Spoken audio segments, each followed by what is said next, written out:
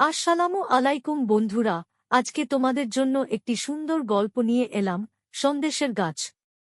গল্পটি শোনার সময় চোখে পানি আনতে পারে, তাই সাবধান হোক। চল শুরু করি। গ্রামের এক প্রান্তে ছিল ছোট্ট একটা বাগান। বাগানের মাঝখানে দাঁড়িয়ে ছিল এক অদ্ভুত গাছ। গাছটির পাতা সবুজ, কিন্তু তার ফল ছিল অন্যরকম, মিষ্টি সোনালী রঙের সন্দেশ। গ্রামের সবাই বলতো এই গাছটি জাদুকরী, কারণ যে কেউ এর ফল খাবে তার মন ভালো হয়ে যাবে এবং দুঃখ কষ্ট দূরে চলে যাবে। গল্পের মূল চরিত্র নুরুল ছিল গ্রামের এক শান্ত এবং নম্র ছেলে। নুরুলের পরিবার খুব দরিদ্র ছিল। বাবা মা দুজনেই অসুস্থ, আর সংসারের খরচ মেটানো কঠিন। নুরুলের কাছে গ্রামের এই গাছের কথা অনেকবার এসেছে, কিন্তু সে কখনো গাছের ফল খাওয়ার সাহস পায়নি। গ্রামের লোকেরা বলতো এই গাছের ফল শুধু সত্যিকারের ভালো মানুষের জন্যই। একদিন নুরুলের মা খুব অসুস্থ হয়ে পড়ল। নুরুল জানত গাছের সন্দেশ ফল খেলে মা সুস্থ হতে পারে। ভয়ে ভয়ে সে গাছের দিকে এগিয়ে গেল। গাছের তলায় এসে সে অনুভব করল গাছ যেন নিজেই তাকে স্বাগত জানাচ্ছে। নরম বাতাস বইছিল, আর গাছের পাতার মধ্যে হালকা আলো ছড়াচ্ছিল। নুরুল হাত বাড়িয়ে একটি সন্দেশ ফল তুলে নিল।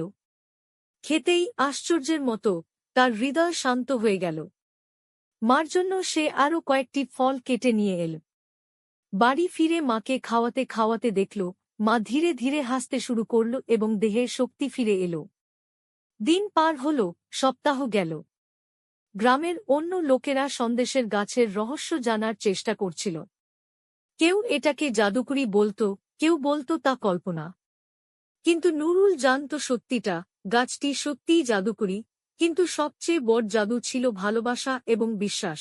একদিন গ্রামের এক দুঃখী বৃদ্ধা নুরুলের কাছে এসে বলল, আমার একমাত্র ছেলে শহরে কাজ করতে গিয়েছে, তার খোঁজ পাই না।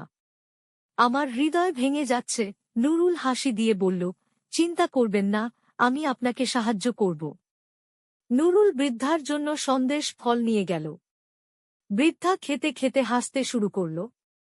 হঠাৎ তার মনে পড়ল ছেলে যে শহরে গেছে, সে তার এক বন্ধুদের মাধ্যমে খবর পাঠিয়েছে। বৃদ্ধা কেঁদে বলল, এটা কি সম্ভব? নুরুল শুধু বলল, হ্যাঁ, তবে গাছের সাথে বিশ্বাসও লাগবে। বছর পার হল। নুরুল এখন বড় হয়ে গেছেন। তিনি গ্রামের সমস্ত মানুষকে শিখিয়েছেন সন্দেশের গাছ শুধু ফল দেয় না, এটি মানুষকে ভালোবাসা, ধৈর্য এবং বিশ্বাস শেখায়। গাছটি গ্রামের শিশুদের জন্য শিক্ষার উৎসে পরিণত হল। সবাই জানে যে কেউ মন থেকে ভালো থাকবে, তার জন্য গাছের সন্দেশ সর্বদা থাকবে। বন্ধুরা, এই গল্প আমাদের শেখায় কখনো কখনো জাদু আসে সহজভাবেই, আমাদের ভালোবাসা, সহানুভূতি এবং বিশ্বাসের মাধ্যমে। সন্দেশের গাছের মতো আমাদের হৃদয়ও যদি সৎ ও ভালো থাকে, জীবনেই আনন্দ এবং শান্তি এসে যাবে।